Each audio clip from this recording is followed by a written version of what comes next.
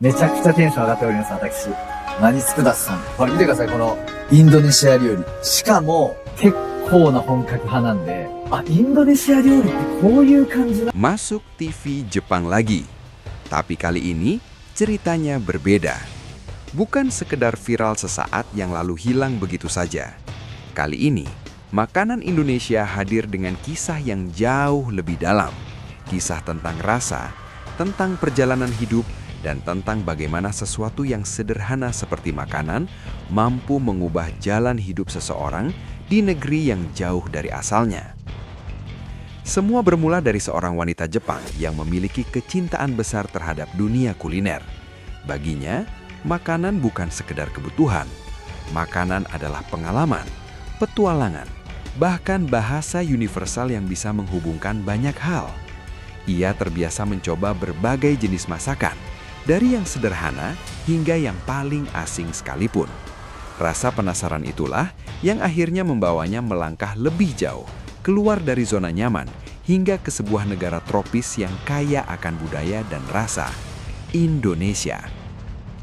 Keputusannya untuk datang ke Indonesia bukanlah perjalanan singkat. Apa yang awalnya hanya sekedar rasa ingin tahu, perlahan berubah menjadi perjalanan panjang yang tak terduga. Ia tidak hanya datang sebagai wisatawan, ia memilih untuk tinggal, menetap, dan benar-benar merasakan kehidupan di sana. Selama 6 tahun, Bali menjadi rumah keduanya. Di sanalah semuanya berubah. Hari demi hari, ia mulai mengenal sesuatu yang sebelumnya asing baginya, bumbu dan rempah khas Indonesia, aroma yang kuat, rasa yang berlapis, sensasi pedas yang hangat di lidah. Semua itu bukan hanya memberikan pengalaman baru, tetapi juga meninggalkan kesan yang sangat dalam. Ia jatuh cinta, bukan hanya pada makanannya, tetapi pada keseluruhan pengalaman yang menyertainya. Ia belajar bahwa makanan Indonesia bukan hanya soal rasa. Di balik setiap hidangan, ada cerita, ada budaya, ada tradisi, ada kehangatan yang sulit dijelaskan dengan kata-kata. Dari nasi goreng yang sederhana hingga soto ayam yang penuh rempah, semuanya memiliki karakter yang unik. Dan tanpa disadari, rasa-rasa itu mulai menjadi bagian dari dirinya. Waktu terus berjalan, 6 tahun berlalu, dan akhirnya ia harus kembali ke Jepang. Namun kepulangannya tidak sepenuhnya membawa ketenangan. Ada sesuatu yang tertinggal, sesuatu yang tidak bisa ia bawa pulang secara utuh. Rasa. Rasa otentik masakan Indonesia yang telah begitu melekat di lidah dan hatinya, kini sulit ditemukan di tanah kelahirannya. Ia mencoba mencari, mengunjungi berbagai tempat, mencoba berbagai restoran. Namun ada yang terasa berbeda, ada yang hilang. Rasa yang ia kenal di Indonesia tidak sepenuhnya ia temukan kembali di Jepang. Kerinduan itu perlahan berubah menjadi kegelisahan, dan dari kegelisahan itulah muncul sebuah ide. Sebuah ide sederhana, namun penuh keberanian. Ia dan pasangannya memutuskan untuk tidak hanya sekedar mengenang, tetapi menghadirkan kembali rasa itu. Mereka ingin membawa Indonesia ke Jepang melalui sesuatu yang mereka pahami dengan sangat baik, makanan. Namun memulai bisnis bukanlah hal yang mudah. Terlebih lagi, mereka bukan orang Indonesia. Mereka tahu tantangannya besar. Mereka juga tahu bahwa memperkenalkan rasa yang kuat seperti masakan Indonesia kepada lidah Jepang bukan perkara sederhana. Tetapi mereka tetap melangkah. Dengan pertimbangan matang, mereka memilih konsep food truck, bukan tanpa alasan. Bagi mereka, food truck memberikan fleksibilitas. Mereka bisa berpindah tempat, mencari lokasi yang strategis tanpa harus terbebani biaya sewa tempat yang mahal dan tetap. Meskipun biaya awal untuk memulai cukup besar, mereka percaya bahwa ini adalah langkah yang tepat. Mereka membeli mobil pick-up bekas. Kemudian, dengan penuh usaha dan kreativitas, mobil itu dimodifikasi menjadi sebuah dapur berjalan, sebuah food truck yang tidak hanya menjual makanan, tetapi juga membawa cerita dari negeri yang jauh. Menu yang mereka pilih pun tidak sembarangan. Mereka fokus pada 3 hidangan utama yang dianggap paling representatif: nasi goreng, soto ayam, dan mie goreng. 3 makanan yang sederhana namun memiliki karakter kuat. Namun yang membuat mereka berbeda adalah komitmen. Mereka tidak ingin sekedar menjual makanan Indonesia. Mereka ingin menghadirkan rasa yang sebenar-benarnya. Mereka memasak dengan cara yang sama seperti yang mereka pelajari selama di Bali, menggunakan bumbu yang mendekati aslinya, menjaga keseimbangan rasa, dan mempertahankan keotentikan setiap hidangan. Bahkan cara penyajian pun mereka perhatikan dengan serius. Mereka menghadirkan etalase hangat yang mengingatkan pada warung-warung Indonesia. Di sana, berbagai topping dan pelengkap ditata dengan rapi. Ada telur goreng, ayam goreng, tempe, hingga udang goreng tepung.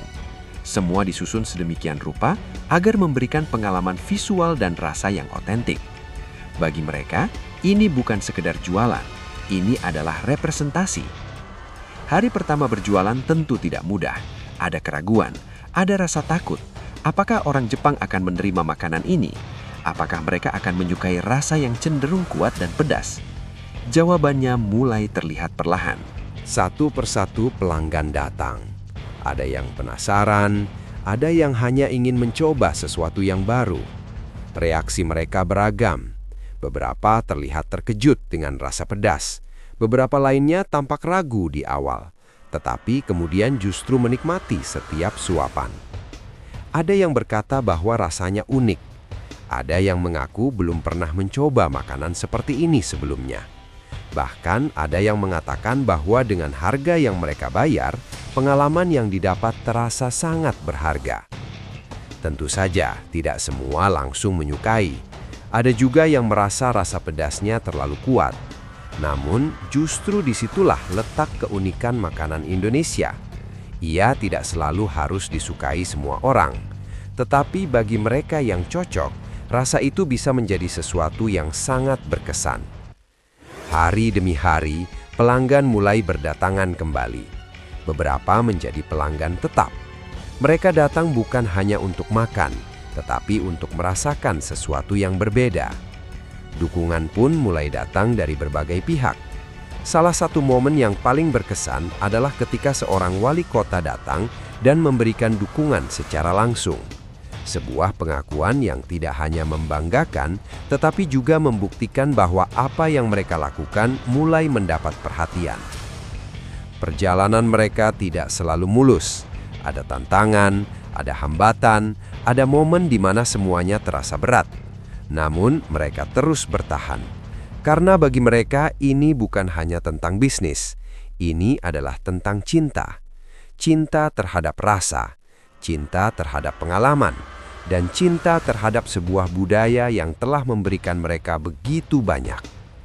Apa yang mereka lakukan secara tidak langsung menjadi jembatan antara dua negara. Makanan menjadi media yang menghubungkan Indonesia dan Jepang. Tanpa perlu kata-kata yang rumit, tanpa perlu penjelasan panjang, satu suapan sudah cukup untuk menceritakan banyak hal. Dan disitulah letak kekuatan makanan Indonesia. Ia bukan hanya soal rasa enak, ia memiliki kedalaman. Ia membawa identitas. Ia mampu meninggalkan kesan yang sulit dilupakan. Kisah ini menjadi bukti bahwa sesuatu yang sederhana bisa memiliki dampak yang luar biasa.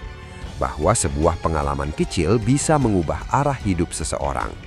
Dan bahwa Indonesia dengan segala kekayaan rasanya memiliki potensi besar untuk dikenal lebih luas di dunia. Dari sebuah perjalanan, lahir sebuah mimpi. Dari sebuah kerinduan, tercipta sebuah usaha. Dan dari sebuah rasa, terbentuk sebuah cerita yang kini menginspirasi banyak orang. Mungkin kita sering menganggap makanan Indonesia sebagai hal yang biasa, sesuatu yang kita temui setiap hari. Namun di mata orang lain, itu adalah sesuatu yang luar biasa, sesuatu yang layak diperjuangkan, sesuatu yang layak diperkenalkan ke dunia. Dan mungkin tanpa kita sadari, di luar sana ada banyak orang yang sedang jatuh cinta pada Indonesia hanya dari satu suapan kecil. Karena pada akhirnya, makanan bukan hanya tentang apa yang kita makan, tetapi tentang apa yang kita rasakan, apa yang kita ingat, dan bagaimana ia bisa mengubah hidup kita. Dan kisah ini adalah bukti nyata bahwa makanan Indonesia mampu melakukan itu.